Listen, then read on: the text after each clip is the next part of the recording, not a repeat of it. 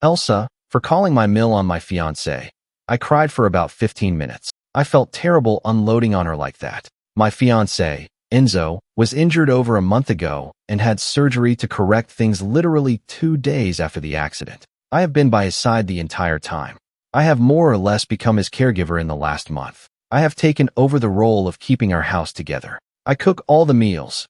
I take care of the pets. I stay up all night to tend to his endless needs. I take him to the bathroom.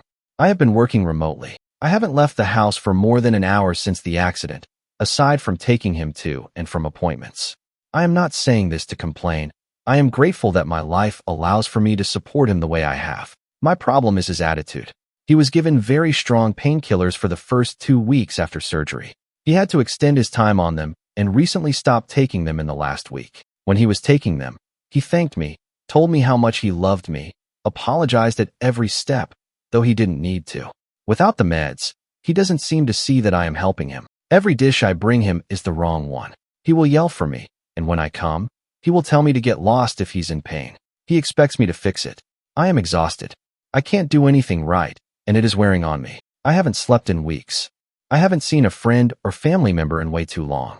I can't even be on the phone for more than 10 minutes without it being an issue. After days of what turned into verbal abuse, I called my mill. I told her everything as soon as I saw he was asleep. I cried for about 15 minutes. I felt terrible unloading on her like that, but I had so much built-up frustration I just couldn't stop. She was very supportive on the phone, let me know I wasn't wrong to feel like that, and let me cry. After hearing everything, she was furious and ended our call to talk to her son. She tore him a new one. I heard him trying to defend himself through the door, but it was mostly just stammering. She flew up yesterday and put me up in a nice hotel. I haven't heard much from my fiancé since I left, but as I was leaving, he was yelling at me for calling his mom. He said he didn't want to marry someone who couldn't be there for him in sickness. I told him I loved him and I was sorry. I am just so tired. He didn't care and just told me to go, and his mom could do a better job for him than I ever could. So now I'm on my way to a nice hotel room feeling like a major you-know-what. I need to know if I'm wrong here. Edit. He began weaning off 2 weeks ago and became fully dependent on over-the-counter medication this week. He did not stop taking them cold turkey. His doctors were involved, too, due to previous drug abuse. Update 1. I went home 2 days after posting. Things were sad. My mill had cleaned, but the energy in the house was a bummer. The first thing he said to me when I got back was, "I'm glad you're back. Can you make me a snack?" There was no apology, no accountability, just a task. He only talked to me when he needed something. His attitude was worsening. My mill took the rest of the prescribed opiates, so I knew he wasn't using. The weekend following the mill debacle, my wonderful fiancé told me he had friends coming to stay for the weekend. Zero heads up, didn't ask. I sighed and made up the guest room. His friend and his girlfriend's girlfriend came to stay. During the stay, my fiancé bought me flowers, got out of bed daily, took me out, and let me call my parents unsupervised. The day they left, he was back to bed with a shitty attitude. I wish I could say I'm in my own apartment with my pets and a bottle of rose that's just for me, or with my girlfriends that I haven't seen in months. Unfortunately, I'm writing this on the couch while I listen to the music and his endless demands. However, I do have a light at the end of the tunnel. I'm scared to leave him in person, but he's leaving the country for a month in April. My sister lives abroad, and I'm working on getting to her during that month. It's a process, especially with pets. I look forward to getting there. My mother hasn't spoken to me since I told her I was returning the ring because that's not what we do. We clean our messes, but I have my father's unwavering support. I'll miss my mill, but I deserve that kindness and understanding from my partner, not his mother. I have stopped forcing myself to find joy in his presence, and it's helping to fuel my drive to get out of here. I may update again when I get to my sister, but don't be surprised if I do my best to put this chapter behind me. Update 2. It's been some time, and I finally feel comfortable enough with my situation to update you all. My pets and I are safe with my father. We've been here a couple weeks, and things are going well. I'm working remotely, but also searching for a new position closer to my hometown, so I can still have a social life. My animals are adapting to life without their dad, and I'm doing my best to join them. My ex and I were high school sweethearts. I have been through most major life events with him. There is only a small fraction of my life as an adult that I have been through without him. Leaving was really hard. I am still second-guessing myself, but I realized recently that by not enabling his shitty behavior, I really am helping him. He He went on his planned trip, and I took that opportunity to get everything I needed from our shared home and made arrangements going forward for my life. He took his trip as an opportunity to reflect on his behavior within our relationship, specifically the last year. He's pretty disappointed in himself. It seems that the company he was on vacation with helped to hold a pretty clear mirror to his face, and he was really unhappy with what he saw. I feel bad he's really having a hard time with this self-awareness, but I do really appreciate the accountability that has been accompanied. I'd like to add that I don't hold any resentment towards him. I am hurt and disappointed in the way he felt he could treat me, but I don't hate him. I was sad to hear how upset he was with himself, though a little relieved I wasn't being painted as the crazy ex I was sure he would paint me as. Since getting home, he has started therapy and is looking for a new sponsor. We talk about once a week so he can see his pets. I also do not mind the positive updates. When we talk, it's respectful. There is still a lot of love, but I've set boundaries that keep him from hounding me about our relationship. I have also started a new therapy. This is my first serious breakup, and the aftershock is real. It's hard to lose your best friend, future husband, and father of your fur babies in one go. I am confident, however, that this is essential to both of our growth. I'm happy that we can have a respectful, albeit small, relationship. Who knows what the future holds?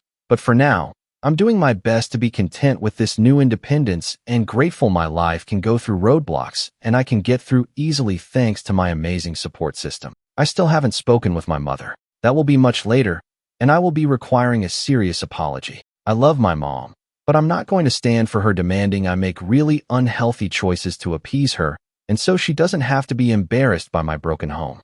I mean, come on, man, I'm 21. My broken little ties home, let's be real. I am young and smart and pretty, and I have a really good, kind life in my future. Thank you for helping me not settle for comfortable. I hope I never have to update again, and I hope you're all having a really good Friday. Relevant comment. It's good his behavior is improving, but don't rejoin the relationship. Opie replied, absolutely. I'm pleased to see progress. I have no intentions of rejoining that relationship. I am just really happy that he is also getting a new start that is positive, and I'm proud of him for taking it seriously and getting the help he needs. I was fully expecting self-destruction while blaming me, and instead, he's owning up to his mistakes and trying to do better for himself. Update 3. I left out of my last post my final interaction with my ex. It didn't seem too important at the time, but we had a final hookup the last time I saw him. I am now pregnant. This was my biggest fear while with him, having a child and being solely responsible for them. I am now in that exact position. I told my ex a couple days after I found out. I assured him that this changes nothing about our relationship, but as he is the father, he has the right to be involved in the conversation. He declared he is moving to my hometown, and he will be the best goddamn father you've ever seen. I have my doubts. I am full of anxiety. I've barely learned how to treat myself correctly. I want my kid to be so beyond loved. I want my child to have everything in the world and more. I don't know how to do that on my own. I am encouraged to see my ex making big boy steps to be a part of our kids' lives, but I'm also cautious he's doing all this to get back in my good graces. I can't be a mom to my ex and my future child. I can't fall back into the same dynamic that made me leave. I am doing what I can to stay strong and hold my ground, but then he sends flowers or a massage certificate or a bump box. Every gift, every check-in text, and every mention of our baby gets me closer to going back to him. I don't really know why I'm posting this. I guess it's cathartic to get this all down and out in my own words. It's hard to write your own narrative in your words in a small, gossipy hometown. It's hard to be pregnant and single, but the hardest thing is telling your father that you're expecting, no matter how old you are. I know we will be okay. I am already trying everything in my power to be a good mom already. I am trying to be respectful to everyone I can regarding this situation, but damn, it's tough. Anyway, that's my rant. I doubt anyone reads these anymore. LOL, but I'm glad I said it. Relevant comment. Are you sure you want to be tied to him for the rest of your life? Because that's what this baby will do? Opie replied, no, I am not. I'm not too sure about much right now. I do know that I already love this baby more than I can say. I know that he loves our baby already, too, and that's all I really care about. His mom is good at reining him in, and I have to believe that things are going to be okay. Slight update. My mom and I have always had a rocky relationship. I went to live with my dad as soon as I could decide and kept my contact minimal. After high school, I moved away for college and for a good job with my ex. My mom followed me to my new city, and we tried to rebuild our relationship. Unfortunately, I got scared of the choices I made when I was with her, so I went back to low contact, and she moved back to my hometown. Unfortunately, recently my life turned upside down. Long story short, my boyfriend and I broke up. I moved home with my dad and got a new, better job. Then I found out I was pregnant. My dad has a full house, and I made the decision to move to my mother's guest house for my pregnancy, so I can save more money for BB and move out once they're around 2 months old. The timeline works for my finances, and I figured since I'm just on her property, not the main house, it might be easy to keep a low profile. How naive. After work daily, she comes over to check on me. She hasn't failed to offer me an alcoholic beverage not once since I moved in. She chain smokes right outside my bedroom daily, and she stays late. I know it's her home. I know that she's very kind to have me here, but I'm growing as a person right now. I am preparing myself for motherhood, single motherhood. I work long, demanding hours. I am stressed and isolated. I would love a drink, but I'm pregnant. I can't drink. The time I brought it up, I screamed at her, and she asked me to leave in the morning. It was really upsetting and stressful. I feel like she comes here to bait me into picking a fight, so she can pull every power play to make me feel small. So anyway, Mom, I love you, but man, I am trying to give our entire family a healthy new trend. I am trying to re-establish myself as an adult in the town that I was a child in. I am trying to do better for myself and my baby. Please respect that for me. Please respect that enough for your grandchild. I love you. Please try to love me. Final update. It's been a while. My life has flipped me in every direction, but I am finally in a place where I'm happy and confident enough in my situation and decisions to loop my internet friends in. I started a new job several months ago. It was up my alley and amazing pay. I was living with my mother in order to save up during my pregnancy, but once I started my job, I immediately moved out. Besides the pay and the career boost, I have found very meaningful relationships within the company. I met a group of coworkers on my first day that I was immediately attracted to. They are adventurous and kind, outgoing people. I started building my relationships with them, and eventually, they became some of the closest people to me. They have been supportive of all my struggles from this year, and I would not have been able to get through my miscarriage without all the love they had to give me. I miscarried in my second trimester. It was hell. I have never been more upset with my body. I felt I had failed my child. There was nothing I could do to take that pain away. It still breaks my heart on a daily basis, but I have been getting through it a little stronger every day. My ex lost his mind when he found out. He said I took his family from him, and he would never forgive me. He threatened to sue for emotional distress I had caused him. It was unbelievable. The month after my miscarriage, I started seeing one of my new work friends. He's a bit older than me and is everything I have ever wanted. He is quite literally the opposite of my ex. He cooks and cleans.